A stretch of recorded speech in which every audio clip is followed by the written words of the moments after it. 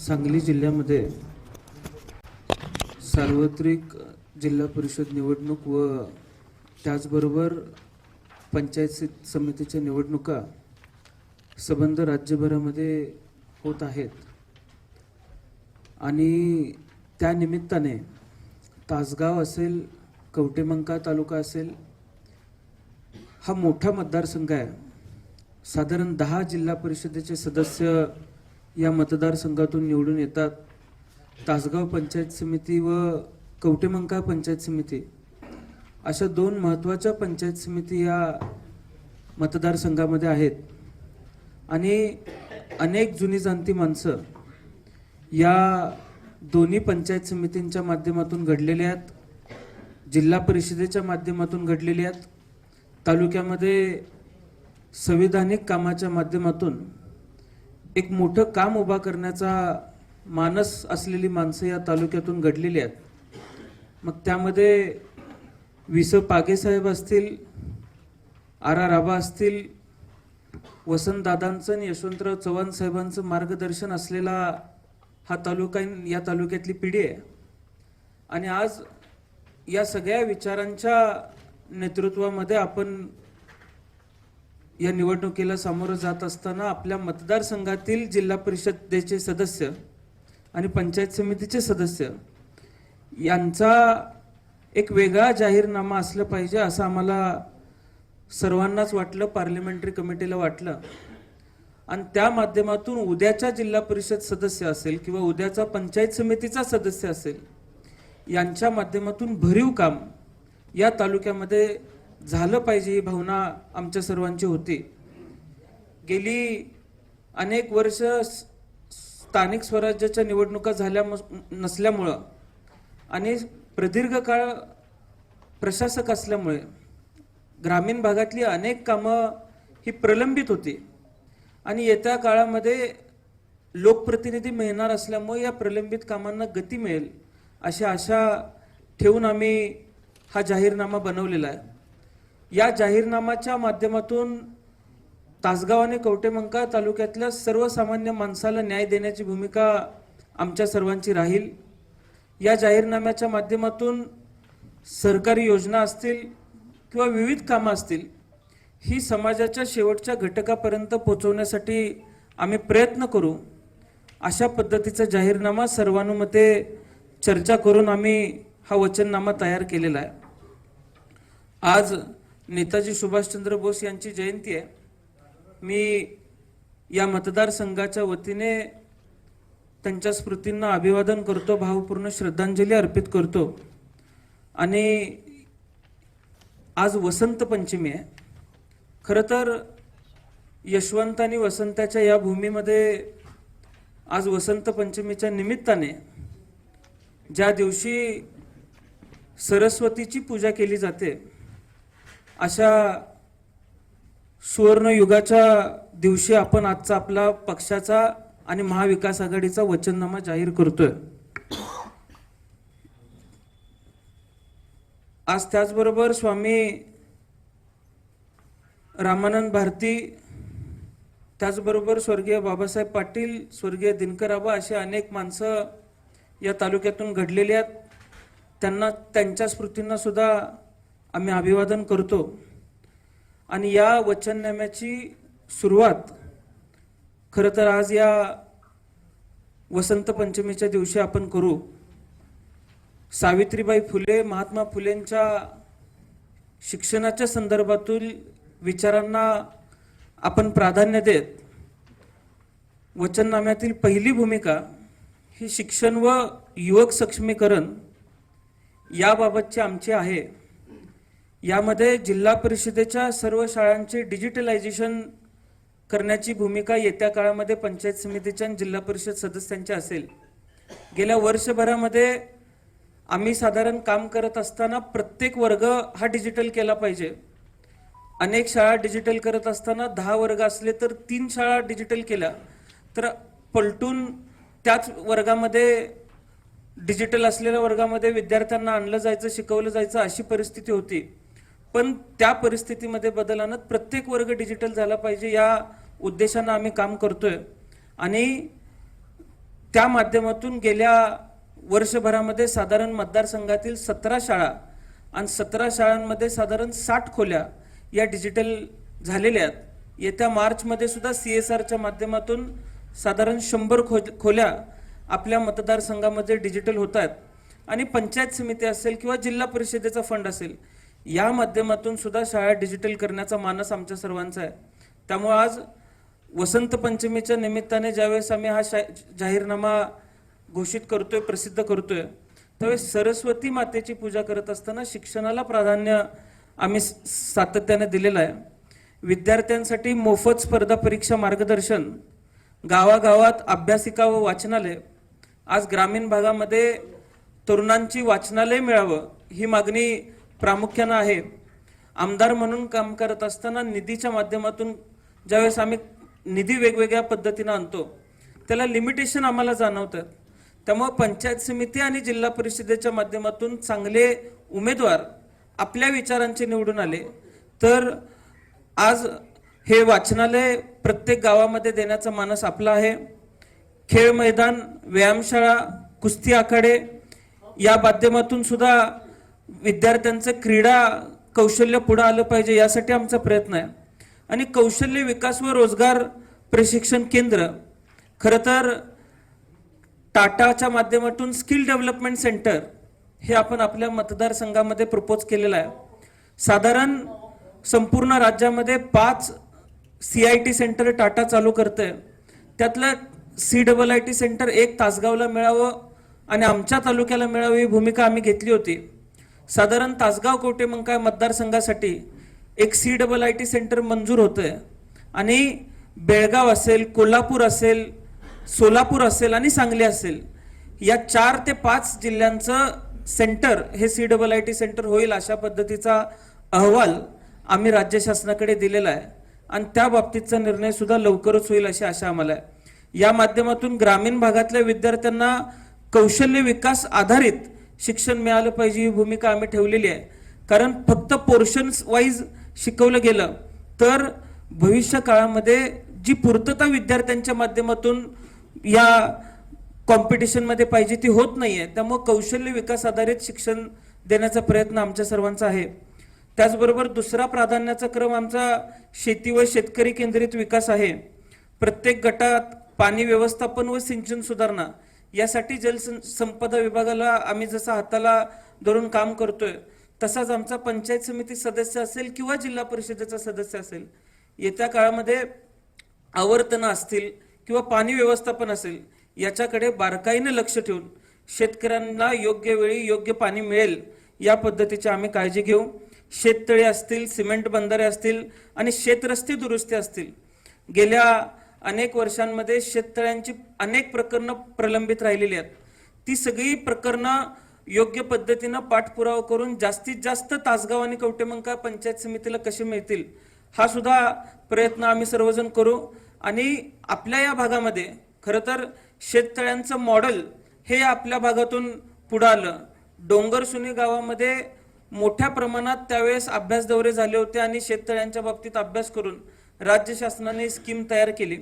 त्याच पद्धतीनं या मतदारसंघातील शेतकऱ्यांचे असे जे पेंडिंग प्रस्ताव असतील त्या येत्या काळामध्ये आमचा पंचायत समिती सदस्य आणि जिल्हा परिषद सदस्य या गोष्टीला प्राधान्य देईल.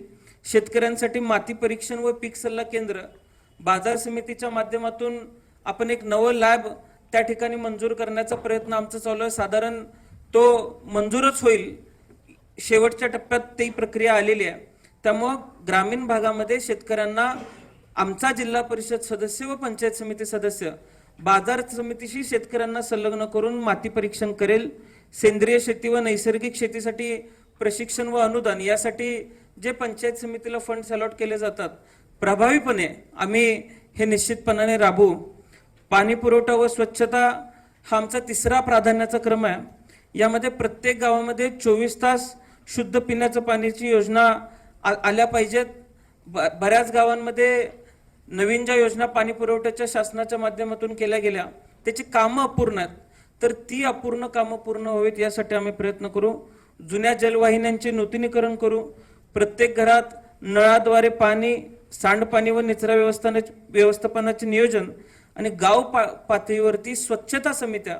खरं तर संत तुकडोजी महाराज आणि संत गाडगे बाबा यांच्या विचारातून प्रेरणा घेऊन गावामध्ये स्वच्छता समिती वेगळ्या पद्धतीनं पॅरलली त्यानं काम केलं पाहिजे आणि येत्या काळामध्ये आपल्या विचारांचा सभापती असेल किंवा पंचायत समिती सदस्य असेल हा प्रभावीपणे स्वच्छता समितींच्या माध्यमातून ही योजना प्रत्येक गावामध्ये राबवेल असा विश्वास सुद्धा मी मतदारसंघातील सर्व लोकांना देतो.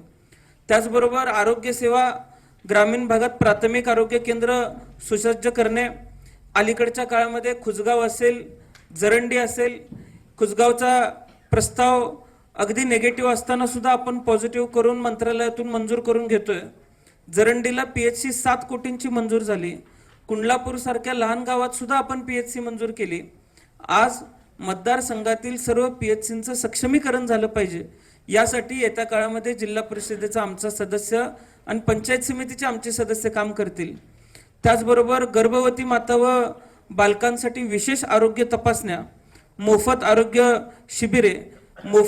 शिबिरे ही साधारण वेगवेगळ्या CSRच्या माध्यमातून आतापर्यंत आपण केलेलीच आहेत. ती प्रभावीपणाने राबवण्याचं काम आमचा स्थानिक लोकप्रतिनिधी यापुढच्या काळात करतील. तालुक्यासाठी त्वरित ॲम्ब्युलन्स सेवा. मला आपल्याला सर्वांना सांगायला खरं तर आनंद होईल की बँक ऑफ बरोडा असेल किंवा लाईफ इन्शुरन्स असेल यांच्या CSRच्या माध्यमातून आपल्या दोन्ही तालुक्यांना प्रत्येकी 2 असं नवीन आपण अगदी मॉड्युलर ॲम्ब्युलन्स अवेलेबल येत्या मार्चपासून करतोय. त्यामुळं नवीन ॲम्ब्युलन्स सेवा सुद्धा आपण आपल्या मतदारसंघासाठी सुरुवात करत आहोत. 4था प्राधान्याचं काम महिला सक्षमीकरण आहे. महिला बचत गटांना अर्थसहाय्य व बाजारपेठ, महिलांसाठी स्वयंरोजगार व प्रशिक्षण, अंगणवाडी व पोषण आहार सुधारणा, महिलांच्या सुरक्षितेसाठी विशेष उपाययोजना या मुद्द्याबाबतीत ज्यावेळेस आम्ही विचार करतोय त्यावेळेस आज महिला बचत गटांना मोठ्या प्रमाणात निधी येतोय, पण त्या निधीचं वाटप आणि निधीचा वापर योग्य पद्धतीने केला जात नाहीये हे आमच्या निदर्शनास आलं. त्यामुळे येत्या काळामध्ये आमची जी बॉडी असेल, पंचायत समितीत असेल किंवा जिल्हा परिषदेत असेल, महिला बचत गटांना प्राधान्य देऊन आम्ही काम करू आणि महिला बचत गटांना नवीन व्यवसाय, नवीन प्रशिक्षण हे देण्याचं काम सुद्धा आमच्या माध्यमातून होईल. अंगणवाडी व पोषण आहाराची फार मोठी अडचण आज निर्माण झालेली आहे. ग्रामीण भागामध्ये अनेक महिलांनी पॅक्ड जे फूड येतं राज्य शासनाकडून त्यामध्ये अनेक ठिकाणी आळ्या सापडलेल्या आहेत अशा तक्रारी ग्रामीण भागातील माता भगिनींनी केल्या. येत्या काळामध्ये या सगळ्यावरती बंधन ठेवण्यासाठी आमचा पंचायत समितीचा सदस्य, आपल्या विचारांचा जिल्हा परिषद सदस्य हे प्रसंगी राज्य शासनाशी भांडायला सुद्धा तयार असतील अशा विचाराचे लोकप्रतिनिधी निवडून आपण दिले पाहिजेत असं आव्हान मी मतदारसंघातील लोकांना करतो. त्याचबरोबर ज्येष्ठ नागरिक व दिव्यांग कल्याण, ज्येष्ठ नागरिकांसाठी आरोग्य शिबिरे, पेन्शन योजनांची प्रभावी अंमलबजावणी, दिव्यांगांसाठी सहाय्यक साधने व योजना आणि सार्वजनिक ठिकाणी रॅम्प व सुलभ प्रवेश. खरं तर या ज्या योजना आमच्या आहेत, पेन्शन योजनांची प्रभावी अंमलबजावणी करण्याचं एवढंच कारण आहे की आज अनेक गावांमध्ये संजय गांधी निराधार योजना असतील किंवा वेगवेगळ्या योजना असतील, आज बऱ्याच ठिकाणी कागदपत्र पूर्ण नाही आहेत म्हणून अडचणी निर्माण झालेल्या आहेत किंवा बऱ्याच योजना असतील. तर स्थानिक पातळीवरती ज्यावेळेस आमचे पंचायत समिती सदस्य आणि जिल्हा परिषद सदस्य काम करतील, प्रत्येक गावामध्ये या पद्धतीची शिबिरं होतील आणि गावगाड्यातल्या सर्वसामान्य माणसाला, ज्येष्ठ नागरिकांना याचा शासकीय योजनेचा लाभ कसा होईल याचा विचार आम्ही सर्वजण निश्चितपणाने करू. आणि सार्वजनिक ठिकाणी रॅम्प व सुलभ सेवा, सोशल ठिकाणी टॉयलेट्स असले पाहिजेत. ही एक आदर्श ग्राम व्यवस्था किंवा आदर्श शहर व्यवस्थेचं मॉडेल असतं आणि अशा पद्धतीचे टॉयलेट CSRच्या माध्यमातून सुद्धा आम्ही सगळीकडे तयार करणार आहोत. त्या पद्धतीचा प्रस्ताव आम्ही JNPT पोर्टकडे सादर केलेला आहे.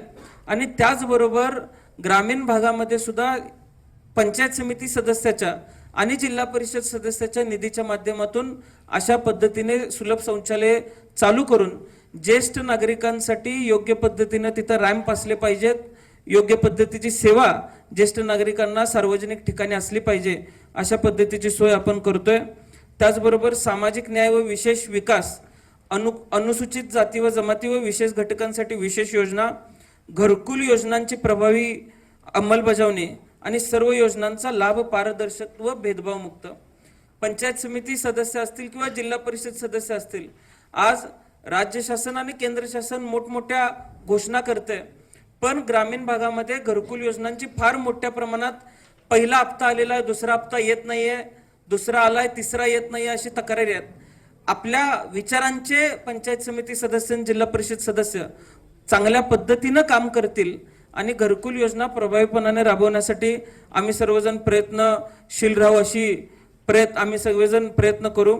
त्याचबरोबर रस्ते व पायाभूत सुविधा, सर्व गावांना जोडणारे रस्ते खड्डेमुक्त करणे, शेतकऱ्यांना मजबूत पानंद रस्ते देणे, बस थांबे व स्ट्रीट लाईट्स व सीसीटीव्ही आणि ग्रामपंचायत इमारती व सार्वजनिक सभागृहांचे नूतनीकरण. खरं तर गेल्या वर्षभरामध्ये आपण शहरांचा विचार करून, ग्रामीण भागांचा विचार करून मोठ्या प्रमाणात रस्ते आणण्याचा प्रयत्न केला, पण राज्य शासनाकडूनच आम्हाला सर्व विधानसभेच्या आमदारांना विनंती करण्यात आली होती की मागच्या कॉन्ट्रॅक्टरांची बिलं अजून आपल्याला मंजूर करायची आहेत, त्यांची बिलं काढायची आहेत. त्यामुळं 2026च्या अर्थसंकल्पीय अधिवेशनापर्यंत ही बिलं काही प्रमाणात आपण भागवून आपण त्याच्यानंतरच्या काळामध्ये मागण्या कराव्यात, अशी विनंती राज्य शासनाकडून आम्हाला दिली होती. पण आमचे जे प्रस्ताव होते, तासगाव आणि कवटेमंकाळ तालुक्यातील अनेक भागांमध्ये पूल नवीन तयार करायचे होते, या सगळ्या संदर्भाचे प्रस्ताव राज्य शासनाकडे आम्ही सार्वजनिक बांधकाम विभागाकडे पोच केलेले आहेत. साधारण 320 किलोमीटरहून अधिक रस्त्यांचे प्रस्ताव आपण तिथं पोच केलेले आहेत. 3 महत्वपूर्ण पुलांचे प्रस्ताव नाबार्ड आणि FDR ला पोच केलेले आहेत आणि नॅशनल हायवेच्या माध्यमातून शिरडोनचा पूल सुद्धा लवकरच आपण मंजूर करून घेतोय. खरशिंगचा बायपास सुद्धा 14 कोटी रुपये साधारण मंजूर झाले. विठ्ठलवाडीच्या बायपासला 14 कोटी रुपये तिथं मंजूर झाले आणि तिथे सुद्धा आज कामं चालू आहेत. बस थांबे, स्ट्रीट लाईट्स व सीसीटीव्ही हे अनेक ठिकाणी लोकप्रतिनिधी म्हणून आमच्या फंडातून चालूच आहे, पण येत्या काळामध्ये जिल्हा परिषद सदस्यांच्या माध्यमातून सुद्धा सार्वजनिक ठिकाणे निर्माण करणं, यासाठी आमचा प्रयत्न असेल. ग्रामपंचायत इमारती व सार्वजनिक सभागृहांचे नूतनीकरण, मातोश्री असेल किंवा बाळासाहेब ठाकरे यांच्या योजनेच्या माध्यमातून आणि राज्य शासनाच्या विविध योजनांतून आज मतदारसंघामध्ये साधारण 7 नवीन ग्रामपंचायतींना आपण 25-25 लाख रुपयाहून अधिक निधी मंजूर या इमारतींसाठी केलेला आहे. आणि जिथे जिथे मागणी आहे तिथे तिथे आपण ग्रामपंचायतीच्या इमारती येत्या 5 वर्षाच्या काळामध्ये आपण संपूर्ण देण्याचा प्रयत्न करतोय. एकूण या जाहीरनाम्याच्या माध्यमातून मी आपल्याला सर्वांना सांगतो की लोकांना न्याय मिळेल अशा पद्धतीचा जाहीरनामा आम्ही तयार केलेला आहे. सर्वात महत्वपूर्ण जाहीरनामाचा मुद्दा आम्ही घेतलेला आहे की आज शिक्षकांवरती शैक्षणिक कामाच्या व्यतिरिक्त अशैक्षणिक बोजा आणि त्या कामांचा बोजा फार मोठ्या प्रमाणात लादला जातोय. आणि आमच्या तासगाव आणि कवटेमंकाळ पंचायत समिती या दोन्ही पंचायत समितींवरती ज्यावेळेस आपल्या मित्र पक्षांची आणि आपल्या मित्र पक्षांची सत्ता येईल त्यावेळेस राज्यभरामध्ये शिक्षकांवरचा अशैक्षणिक कामांचा जो भार आहे तो कमी केला जावा असा राज्यभरामध्ये सर्वात पहिला ठराव या दोन्ही पंचायत समितींचा असेल, हे देखील मी सर्व शिक्षकांना सांगू इच्छितो. त्यामुळं अशा महत्त्वपूर्ण योजनांच्या माध्यमातून आपण हा जाहीरनामा तयार केलेला आहे. सर्वसामान्य लोकांच्या विचारातून हा जाहीरनामा तयार केलेला आहे आणि हा जाहीरनामा ज्यावेळेस लोक ऐकतील, आम्ही जे काम करणार आहे ते लोक ऐकतील, मला विश्वास आहे की या मतदारसंघातली सर्वसामान्य जनता ही चांगल्या विचारांच्या, चांगल्या जाहीरनाम्याच्या आणि चांगल्या लोकांच्या पाठीशी उभी राहील असा विश्वास मी आज या ठिकाणी व्यक्त करतो. आपण सर्वजण हा जाहीरनामा प्रसिद्ध करण्यासाठी इथं उपस्थित राहिलात त्याबद्दल मी मनापासून आपल्या सर्वांचे आभार मानतो. आता पत्रकार मित्रांचे प्रश्न असतील त्या प्रश्नांना आणि या जाहीरनाम्याच्या संदर्भामध्ये काही तुमचे प्रश्न असतील तर त्या संदर्भामध्ये उत्तर देण्यासाठी आम्ही सर्वजण इथे उपस्थित आहोत.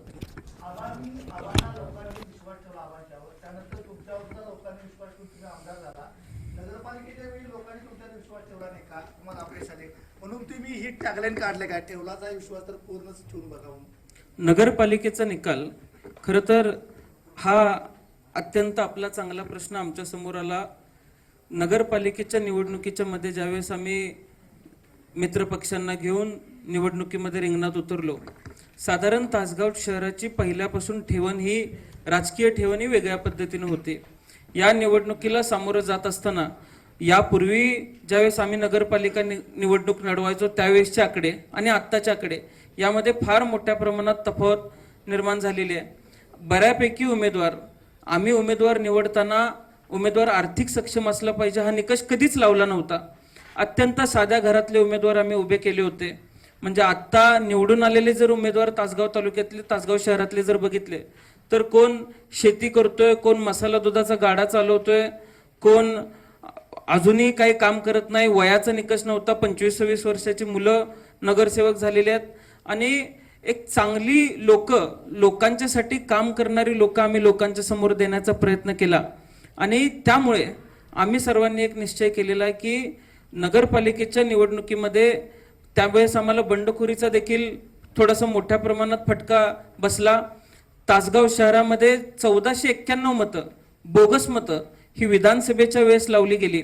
आणि आम्ही निवडणूक आयोगाकडे, प्रांत अधिकाऱ्यांकडे, निवडणूक अधिकाऱ्यांकडे त्या बोगस मतांची एकूण लिस्ट आणि ती बोगस मते ज्या गावामध्ये होती म्हणजे मांजर्डे, पेड, विसापूर, हातनोली, हातनूर, हरिपूर, सांगली या भागातली एकूण 1491 जी मतं होती तिथले वोटर लिस्ट आणि इथली वोटर लिस्ट ही अटॅच करून आम्ही दिली होती.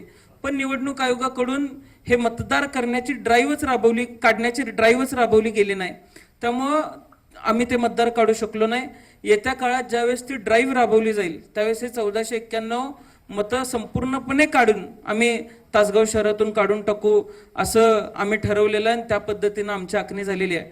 साधारण 950 बोगस मतदान या निवडणुकीमध्ये झालं आणि बंडखोर उमेदवाराला 1900 मतदान मिळालं. ते बंडखोरांना मिळालेले 1950 मतदान आणि बोगस मतदान या सगळ्याचा फटका आम्हाला बसला आणि फार मोठ्या प्रमाणात लोकांना आमिष दाखवण्याचं काम झालं. पण मला शंका आहे की ज्या पद्धतीनं आमिष दाखवली गेली, ज्या पद्धतीनं समोरच्या उमेदवारांचा खर्च एकूण झालेला आहे, येत्या काळामध्ये नगरपालिका ते कशा पद्धतीनं चालवतील, तासगाव शहरामध्ये एक स्वच्छ आणि सक्षम तासगाव शहर ते घडवू शकतील का, या बाबतीत आम्हाला शंका सर्वांना आज त्या ठिकाणी आलेल्या आहेत.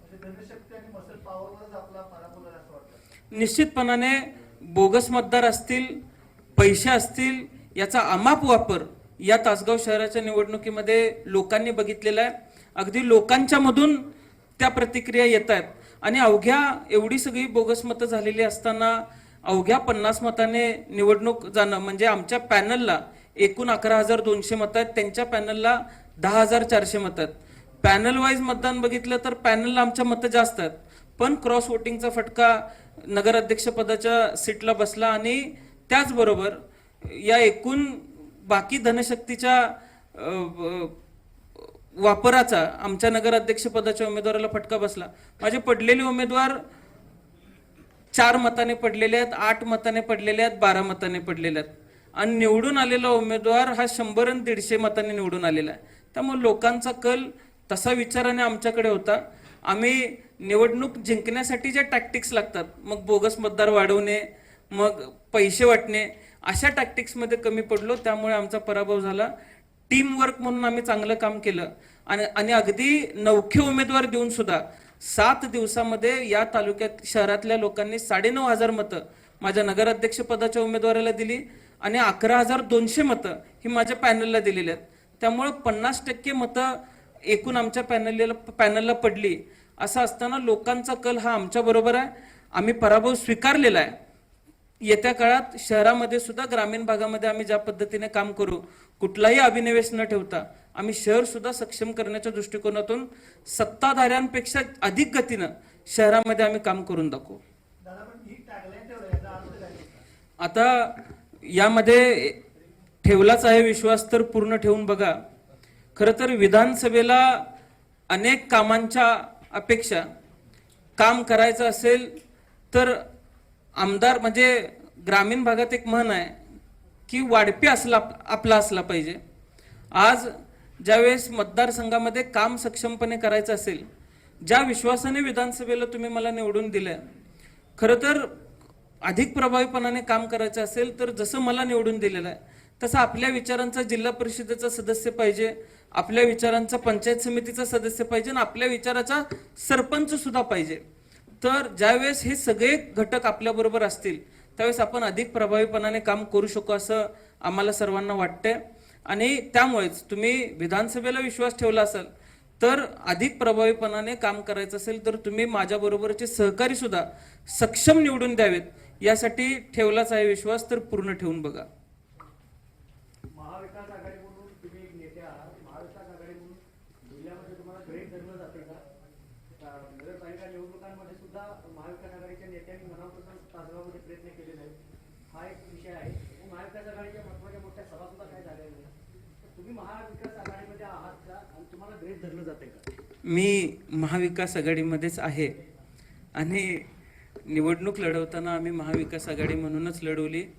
तासगाव शहरामध्ये नगरपालिकेच्या निवडणुकीला सामोरं जात असताना आम्ही शेकापला उमेदवारी दिली, आम्ही काँग्रेसला उमेदवारी दिली आणि या सगळ्या घटकांना पुढे घेऊन जाण्याचा प्रयत्न केला. तालुक्यामध्ये संस्थात्मक ज्यावेळेस आम्ही राजकारण करतो मग त्यावेळेस बाजार समितीची निवडणूक असेल, सूतगिरण असेल, खरेदी विक्री संघ असेल, यामध्ये सर्व मित्र पक्षांना आम्ही त्यांच्या ताकदीनुसार आमचा वाटा दिलेला आहे. मग राष्ट्रवादी काँग्रेस पक्ष या मतदारसंघामध्ये मोठा आहे म्हणून फक्त राष्ट्रवादी काँग्रेस पक्षाचेच पदाधिकारी न घेता जिथं आम्ही काँग्रेसचे घेऊ शकतो तिथं काँग्रेसचे घेतलेले आहेत.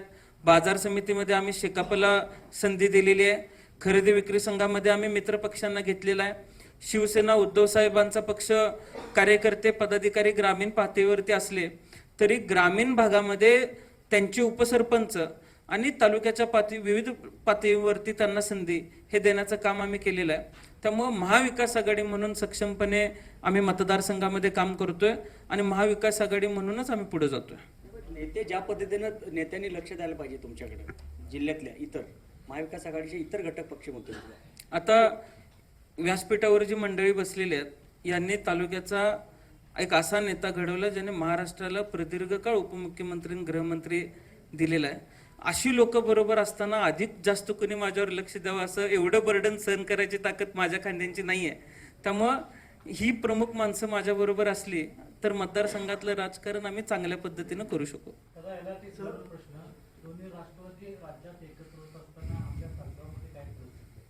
आज तासगाव तालुक्यामध्ये आणि कवटेमंका तालुक्यामध्ये राष्ट्रवादी काँग्रेस पक्ष शरदचंद्र पवार या एबी फॉर्म वरतीच आमच्या पक्षाच्या सर्व सदस्यांनी आणि उमेदवारांनी अर्ज भरलेले आहेत.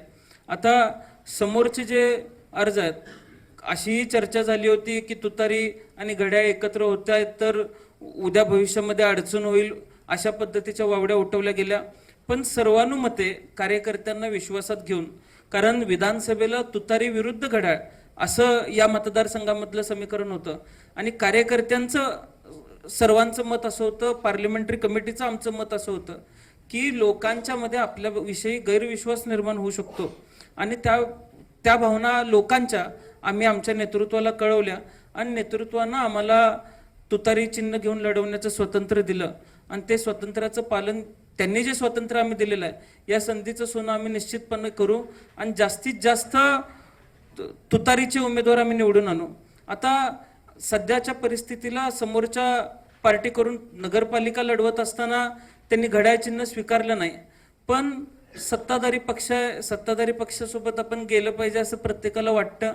त्यामुळे कदाचित आत्ता जिल्हा परिषदेचे आणि पंचायत समितीचे अर्ज भरताना त्यांनी विकास आघाडीच्या नावाने देखील अर्ज भरलेले आहेत, घड्याळाच्या नावाने सुद्धा तेच अर्ज भरलेले आहेत, अपक्ष सुद्धा तेच अर्ज भरलेले आहेत आणि यातून वेगळं काही समीकरण त्यांना साधू वाटतं याची कल्पना आम्हाला नाही.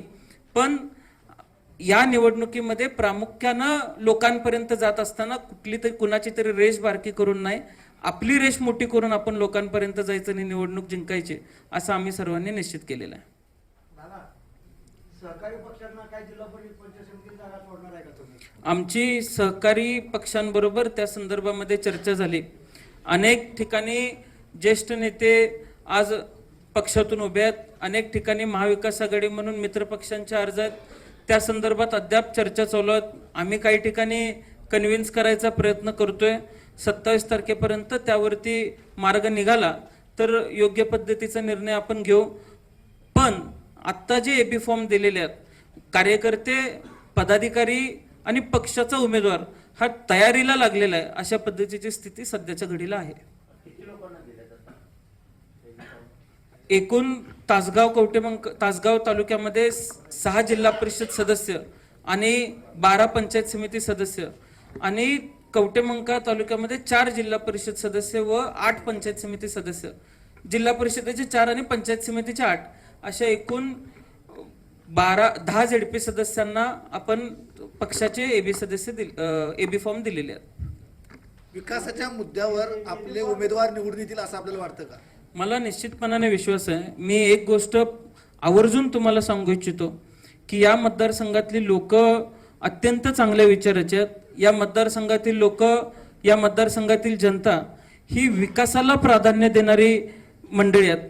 त्यामुळे अगदी शेजारच्या किंवा महाराष्ट्रातल्या विविध भागांमध्ये अगदी मताचे रेट निघत असलेल्या बातम्या आम्हाला येत आहेत. अशा परिस्थितीमध्ये तासगाव कवटेमंकामधील जनता ही विकासाच्या मुद्द्यावरती निवडणूक लढवेल असा मला विश्वास आहे. लोकांच्या आमच्याकडून कामाच्या संदर्भातच अपेक्षा असत्या. कदाचित जर पैशाच्या जीवावरती निवडणुका लढवल्या जात असत्या तर विधानसभेचे चित्र सुद्धा वेगळं असतं. त्यामुळं या मतदारसंघातील लोक आणि जनता ही कामाला प्राधान्य देणारी माणसं आहेत. तासगाव नगरपालिकेला सुद्धा अगदी समोरचे लोक त्यांनी ज्या प्रमाणात सगळ्या गोष्टी केल्या होत्या, आम्ही 2-3 हजारने निवडून येऊ असं सांगायचे आणि आमचे उमेदवार अगदी मी सांगितले त्या पद्धतीचे व्यवसाय करणारे सगळे आमचे उमेदवार होते. असं असताना सुद्धा लोकांनी आम्हाला 50% मतं दिली. याचा अर्थ या मतदारसंघातील लोक चांगल्या विचारांबरोबर काही जरी झालं तरी उभी राहतात असा अर्थ निघतो.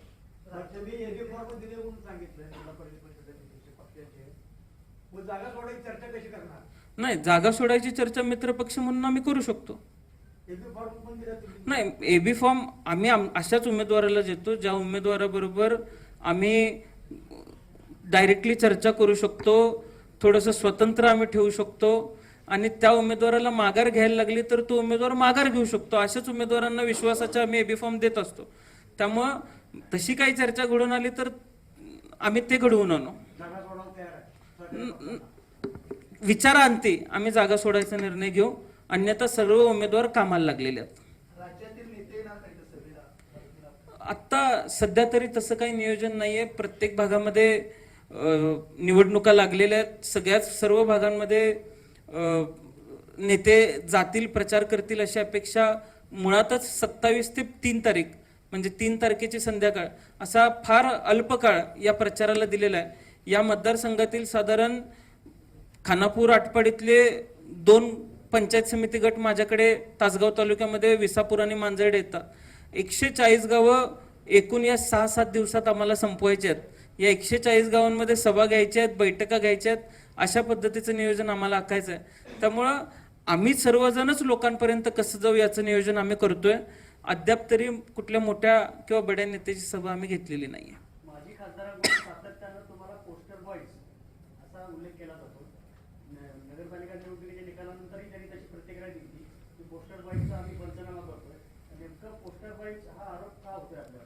तुम्ही सध्या जरी सहज फेरफटका मारून आला तर पोस्टरवर कोण आहेत हे आपण बघू शकता. आणि मी कामाच्या माध्यमातूनच लोकांसमोर आहे म्हणून विविध पातळ्यांवरती लोकांनी मला स्वीकारलेलं आहे.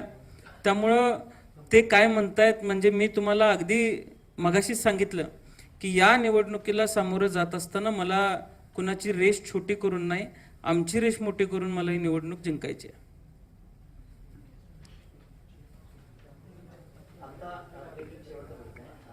नगर परिषद आणि महापालिकेच्या निवडणुका झाल्या. राज्यात कुठे सत्ताधारी पक्षाचे सत्ताधारी लोक सत्तेचा गैरवापर करतात का आणि निवडणूक आयोग त्यांना हा मिळवत होता. कसं बघताय एकूण निवडणुकी? आता अगदी एक उदाहरण द्यायचं झालं तर बऱ्याच ठिकाणी असं दिसतंय की सत्ताधारी पक्षाच्या कार्यकर्त्यांना थोडंसं अभय दिलं जाते अशी परिस्थिती निवडणुकीच्या काळामध्ये बघायला मिळते. आणि काही आमदारांचे कॉल रेकॉर्डिंग्स व्हायरल होत आहेत की पोलीस बंदोबस्तात. आता त्यात किती तथ्य माहीत नाही, पण चांगल्या वृत्तवाहिन्यांवरती ते दाखवलं गेलेलं आहे की पोलीस बंदोबस्तात आपण पैसे वाटू वगैरे अशा पद्धतीचे ऑडिओ रेकॉर्डिंग्स आले. आणि त्याचबरोबर तासगाव नगरपालिकेला ज्यावेळेस आम्ही आक्षेप घेतला की बोगस मतदार येत आहेत, खोटे ID कार्ड दाखवत आहेत, त्याचे डबल मार्किंग असलेले पुरावे ज्यावेळेस आम्ही दिले, त्यावेळेस सुद्धा निवडणूक आयोगाची प्रणाली होती की ज्या मतदारावरती किंबहुना दुबार मतदार जो आयडेंटिफाईड आहे त्याच्यावरती आक्षेप घेत असताना त्याचे एकापेक्षा अधिक ID कार्ड्स तपासले गेले पाहिजेत. तसं सांगितलेलं असताना सुद्धा 4:30 पर्यंत इथं अधिकारी एकच तपासलं पाहिजे असं आत पोलिंग बूथवरती सांगत होते आणि 4:30 नंतर पुन्हा त्यांनी 2 तपासा असं सांगितलं. 4:30 पर्यंत साधारण आमच्या आकड्याप्रमाणे 850 बोगस मतदान झालं. 1 नंबर वॉर्डात 68 बोगस मतदान झालं. 2 असे वॉर्ड वाईज किती कुठं बोगस मतदान झालं याची आकडेवारी आम्ही काढली. काही मतदार आम्ही थांबवू शकलो, पण काही मतदार परत आम्हाला प्रशासनाला जुगारून थांबवता आले नाहीत आणि अशामुळं या बोगस मतांचा फटका आम्हाला निवडणुकीमध्ये बसला. आज मुंबई असेल किंवा पुणे असेल, पुण्यात सोलापूर ग्रामीणमधून मोठ्या प्रमाणात मतदार आणले गेले असा आरोप तिथले उमेदवार करतात. त्यामुळे या सगळ्यावरती कुठेतरी काम केलं पाहिजे. सत्ताधारी पक्षाच्या कार्यकर्त्यांना असा अभय देणं हे चुकीचं आहे. लोकशाहीचा गळा घोटला जातोय असंच या माध्यमातून आम्हाला सर्वांना सांगता येईल. बोगस मतदानामुळे त्यांची सत्ता आली असं तुम्हाला म्हणायचं आहे? मला नुसतं म्हणायचं नाही, मला ठाम विश्वास आहे की बोगस मतदान आणि अमाप पैसा याच जीवावरती आणि आमच्यातली एक किरकोळ बंडखोरी याच जीवावरती त्यांची ही सत्ता आली. सांगलीमध्ये तुमची क्रेज भरपूर आहे. महापालिका निवडणुकीला आपण न आल्यामुळे बऱ्याच ठिकाणी आपल्या पक्षाला सुद्धा अपयश आलं, तर तुमची क्रेज भरपूर होती. नाही, यामध्ये असं आहे की महानगरपालिका निवडणुका झाल्यानंतर सगळीकडेच जिल्हा परिषदेच्या आणि पंचायत समितीच्या निवडणुका लागणार असं साधारण गृहीत धरलं जात होतं. आमच्या पक्ष नेतृत्वाने आम्हाला असा आदेश दिला होता की पक्षातील 3 बडे नेते हे सध्या शहरामध्ये कार्यरत आहेत. काही लोकांनी ग्रामीण भागामध्ये जाऊन पुढची तयारी केली पाहिजे. आज ईश्वरपूर वाळवा असेल, त्या मतदारसंघामध्ये जिल्हा परिषदेच्या अधिक सदस्य निवडून येतील. पलूस कडेगावमधून अधिक सदस्य निवडून येतील. मिरजमध्ये योग्य पद्धतीने नियोजन महाविकास आघाडीनं घातलेलं आहे, तिथं अधिक पद्धतीनं सदस्य येतील. तासगाव कवटेमंकाळमध्ये आम्ही जास्तीत जास्त जिल्हा परिषद सदस्य निवडून आणण्याचं काम करू आणि जत आणि खानापूर आटपाडी इथं सुद्धा महाविकास आघाडीनं चांगले नियोजन करण्याचा मानस आखलेला आहे. त्यामुळं ग्रामीण भागामध्ये तयार राहून आपण तयारी केली पाहिजे असं आम्हाला वाटलं. आमची पहिलीच टर्म आहे आणि या पहिल्या टर्मला लोकांना सामोरं जात असताना आपण कुठेही बाहेर न जाता आपल्या निवडणुकीची तयारी केली पाहिजे असं आम्हाला वाटलं. त्यामुळे आम्ही इथे थांबून होतो. दादा उभारो आणि प्रकाशन. नाही, भाजपा नेत्यांकडून सातत्याने आरोप होतोय की घराणेशाहीचा, काँग्रेस असेल राष्ट्रवादी असेल, आज जर त्यांचे उमेदवार बघितले तर बऱ्यापैकी घराणेशाही फोफावली भाजपा. आज सत्ताधारी पक्षामध्ये घराणेशाहीचे जी लोक 2014 आणि 14 नंतर आरोप करायचे, आज प्रत्येक जिल्ह्यामध्ये तुम्ही जाऊन बघितलं तर आमदारांचा मुलगा, आमदारांचा भाऊ, आमदारांचे कोणतरी नातेवाईक असेच सगळे उमेदवार दिलेले आहेत. माझा काम करणाऱ्या घराणेशाहीला विरोध नाही किंवा कर्तृत्वान घराणेशाहीला विरोध नाही, पण आमचा सर्वांचा विरोध आणि लोकांचा विरोध हा कर्तृत्वहीन घराणेशाहीला असला पाहिजे. आता इथं ज्या उमेदवाऱ्या दिल्या जाणार आहेत त्यामध्ये सुद्धा कर्तृत्वहीन घराणेशाही कदाचित तासगाव तालुक्यामध्ये पुढे येते की काय असं वाटतं. आणि कर्तृत्व असलेली घराणेशाही लोक काम करणारा व्यक्ती असेल तर स्वीकारतात, पण कर्तृत्वहीन घराणेशाहीला लोक नाकारतात. हे लोक मतदानातून दाखवून देतील असा मला विश्वास आहे. एकच पर्सनल विषय, तालुक्याला एक पडलेला प्रश्न आहे की आपण लग्न कधी करणार आहात? आधी लगीन कोंडाण्याचं दादा चला.